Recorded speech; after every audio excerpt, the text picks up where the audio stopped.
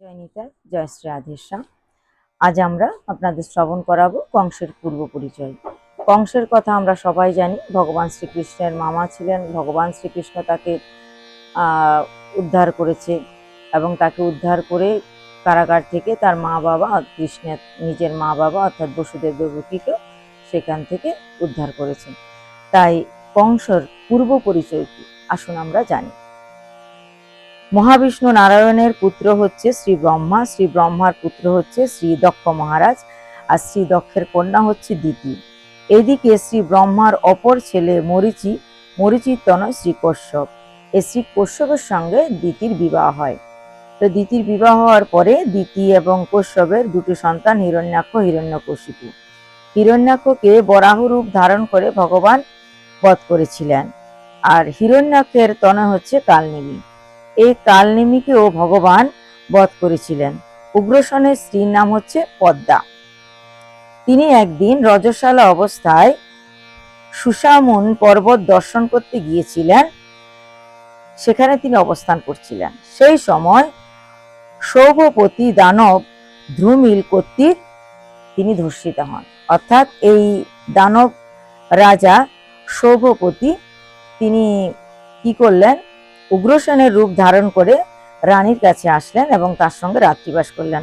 রানী জানতেও পারল না সে উগ্রসেন নয়, সে একটা দানব।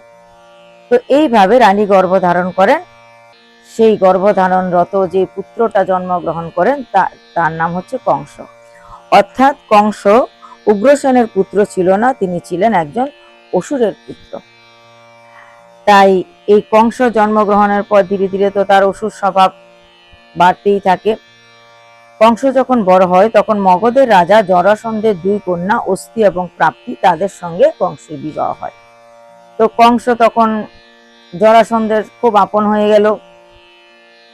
মহারাজ জরাসন্ধ তার এই দুটো কন্যাকে কংসের হাতে অর্পণ করে খুব খুশি ছিলেন। তো কংস কর্তৃক বসুদেব এবং দেবকীর 6 পুত্রের তো বধ হয়েছে আমরা জানি। এদিকে প্রলম্বাসুর, বকাসুর, চানুর, মুষ্টিক, এই যে অসুররা ছিল তারা সবাই কংসের প্রিয় পাত্র ছিল এবং জরাসন্ধেরও প্রিয় পাত্র ছিল। তাই জরাসন্ধ এবং বিভিন্ন যে অসুররা, দন্তবক্র, তারপরে দ্বিবিধ বানর, এরা সবাই, কেশী, ধেনুকাসুর, এরা সবাই মিলে যাদবদের উপর অত্যাচার শুরু করে। এদিকে শ্রী ভগবানের নিত্য পার্শ্বদ ছিলেন, যা বাৎসল্য প্রেমের উপাসক দেবকী এবং বসুদেব। তাদের গৃহেতে ভগবান শ্রীকৃষ্ণ জন্ম নিলেন এবং ধীরে ধীরে সমস্ত অসুরদেরকে একে একে বধ করলেন। এদিকে দেবকীর বিবাহের পর তিনি পরপর 6টি সন্তান জন্ম দিলেন, কৃষ্ণের অগ্রজ ভ্রাতারা। তো সেই 6টি সন্তানকে কংস কিন্তু বধ করেছিলেন। তো এই 6টি সন্তানকে আসুন আমরা এবার সে সম্পর্কে একটু জানি, যে দেবকীর প্রথম যে 6 সন্তান জন্মগ্রহণ করেছিল তারা কে, কারা, কিভাবে এই সন্তান রূপে তারা আসলেন, কি পরিচয় তাদের। তো দেবকীর গর্ভজাত প্রথম যে 6টি পুত্র ছিল তারা হচ্ছে ব্রহ্মার মানস পুত্র মরীচি এবং মরীচির পুত্র ছিলেন তারা। তারা ব্রহ্মলোকে বাস করতেন। অর্থাৎ কৃষ্ণের অগ্রজ যে 6 ভ্রাতারা, দেবকীর 6 পুত্র, তারা মরীচিরই 6 পুত্র, তারা ব্রহ্মলোকে থাকতেন। তাদের নাম হচ্ছে কীর্তিমান, সুসেন, ভদ্রসেন, ঋজু, সংবর্ধন এবং ভদ্র। ব্রহ্মা তিলোত্তমা নামে এক অপ্সরার সৃষ্টি করেছিলেন, অপরূপ সুন্দর সে অপ্সরা। তো ব্রহ্মা যখন এই তিলোত্তমা সৃষ্টি করলেন, তার রূপে আকৃষ্ট হয়ে তাকে আলিঙ্গন করার জন্য তার পশ্চাৎ পশ্চাৎ ধাবমান হলেন। তো ব্রহ্মা যখন দৌড়াচ্ছেন তার পিছনে পিছনে, তখন এই 6 পুত্র, মরীচির 6 পুত্র, এই অবস্থা দেখে, ব্রহ্মার এই অবস্থা দেখে তারা খুব হেসেছিলেন। তো এতে ব্রহ্মা অপমানিত বোধ করেছিলেন। ব্রহ্মা অপমান হয়ে এই 6 পুত্রকে অভিশাপ দিলেন যে তোমরা অসুর যোনিতে জন্মগ্রহণ করো। তখন তারা ব্রহ্মার চরণতলে পড়ে গীতাঞ্জলি পুঁতে গদগদ কণ্ঠে তাদের অপরাধ স্বীকার করলেন এবং ব্রহ্মার কাছে প্রার্থনা করলেন যে কিভাবে আমরা এই অভিশাপ থেকে মুক্তি পেতে পারি। তখন ব্রহ্মদেব বললেন, ভবিষ্যৎ মনন্তর অষ্টাবিংশ চতুর্যুগীয় দাপরে ভগবান, স্বয়ং ভগবান শ্রীকৃষ্ণ নাম নিয়ে বা শ্রীকৃষ্ণ রূপে দেবকী বসুদেবের ঘরে জন্মগ্রহণ করবেন। তখন তোমরা তার উচ্ছিষ্ট সেবা করে বা উচ্ছিষ্ট গ্রহণ করে তোমাদের এই পাপ থেকে মুক্তি লাভ করবে। এভাবে ব্রহ্মা তাদেরকে সাপ মোচনের উপায় বলে দিলেন। তাই মরীচির পুত্রগণ প্রথম অসুর হয়ে জন্মগ্রহণ করেন, কারণ ব্রহ্মা বলেছে প্রথম অসুর জনিতে জন্মগ্রহণ করবে। তা প্রথম তারা অসুর রূপে জন্মগ্রহণ করেছিলেন। তো সেই অসুর রূপে জন্মগ্রহণ করার জন্য বা ব্রহ্মার শাপকে ফলীভূত করার জন্য তারা হিরণ্যকশিপুর সেই মরীচির পুত্রগণ হিরণ্যাক্ষের পুত্র কালনেমির পুত্র রূপে জন্মগ্রহণ করেন।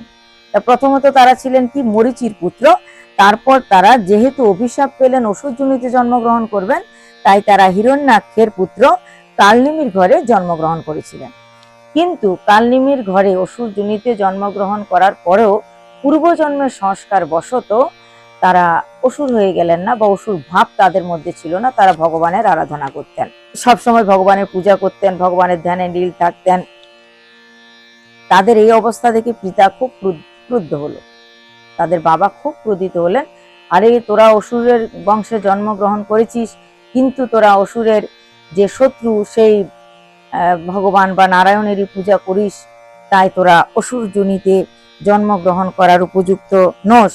তাই তোদেরকে আমি অভিশাপ দিচ্ছি। অর্থাৎ বাবা ওদেরকে অভিশাপ দিল নিজেই, যে তোরা পিতার হাতে মৃত্যুবরণ করবি, পিতার হাতে তোদের মৃত্যু হবে, এরকম অভিশাপ দিলেন তাদেরকে। পিতৃলোকের তোরা মর্যাদা লঙ্ঘন করেছিস, তাই পিতৃহস্তে তোদের মৃত্যু হবে। তাহার পর তো এই ঘটনা ঘটার কিছুদিন পর দেবতা এবং অসুরদের মধ্যে খুব যুদ্ধ চলল, দেবতা অসুরের সংগ্রাম হলো। এই যুদ্ধে শ্রী ভগবান সুদর্শন চক্রে কালনেমিকে নিহত করেন।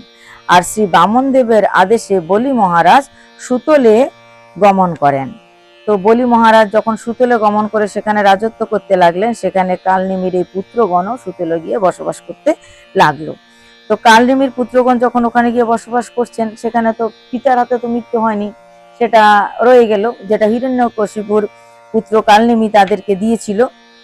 তো এদিকে ব্রহ্মার অভিশাপটা সুফল হলো, তারা অসুর জনিতে জন্মগ্রহণ করেছে।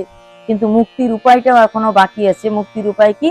যে তারা ভগবান শ্রীকৃষ্ণের উচ্ছিষ্ট সেবা করে মুক্তি লাভ করবে, সেটা বাকি আছে। এবং পিতার হাতে হত্যা হবে, এটাও বাকি আছে।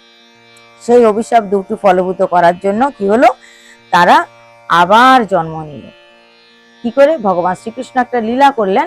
যেহেতু তারা এই ছয়জন সুতলে ছিলেন বলিরাজার ওখানে, তো ভগবান শ্রীকৃষ্ণ যখন দেবকীর গর্ভে জন্ম নেবেন সেই সময় আসলো, ভগবান তখন কি করলেন, তার অগ্রজ রূপে এদের সবাইকে একে একে সুতল থেকে এনে এনে জন্ম দিতে লাগলেন দেবকীর গর্ভে। তো ওদেরকে একে একে একে একে যে একজন একজন করে এনে দেবকীর গর্ভে প্রথম সন্তান দ্বিতীয় সন্তান রূপে জন্ম দিচ্ছেন, আর ওই কালনেমি রূপী কংস তাদেরকে একে একে একে একে বধ করছেন। তো এইভাবে তাদের বধ করা হলো। দেবকীর 6 পুত্র দেবকীর গর্ভে জন্মগ্রহণ করলে কংস হস্তে বা কংসের হাতে তারা মারা গেলেন বা বধ হলেন। হিরণ্যকশিপুর শাপ মুক্ত হইয়া পুনরায় সুতলে গমন করিলেন। হিরণ্যকশিপু যে অভিশাপ দিয়েছিল সেটার থেকে তারা মুক্তি লাভ করলেন, তারা সুতলে আবার ধীরে ধীরে চলে গেলেন। অর্থাৎ কি করে মুক্তি লাভ করলো তাহলে তারা? কেননা এই কালনেমি হচ্ছে কংস, কংসের হাতে মারা গেছে, মানে পিতার হাতে মারা গেছে। পূর্ব জন্মের এবং এই জন্মের মিলিয়ে ঘটনাটা ভগবান শিক্ষা দিচ্ছেন আমাদেরকে। তারপরে তো সুতল লোকে চলে যাওয়ার পর ধীরে ধীরে লীলা বাড়তে লাগলো, ভগবান শ্রীকৃষ্ণের জন্ম হলো।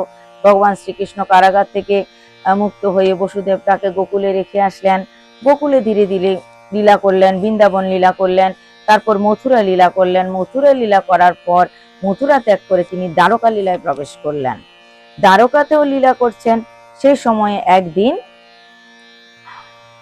তার মা দেবকী যখন বুঝতে পারলেন, জানতে পারলেন কৃষ্ণের দ্বারা অসাধ্য কিছু নয়, কৃষ্ণ সবকিছুই করতে পারে, তার গুরুদেবের পুত্রকে ফিরিয়ে এনে দিয়েছে। 12 বছর আগে যে পুত্র মারা গেছিল সান্দীপন ঋষি, তার পুত্রকে ফিরিয়ে এনে দিয়েছিলেন।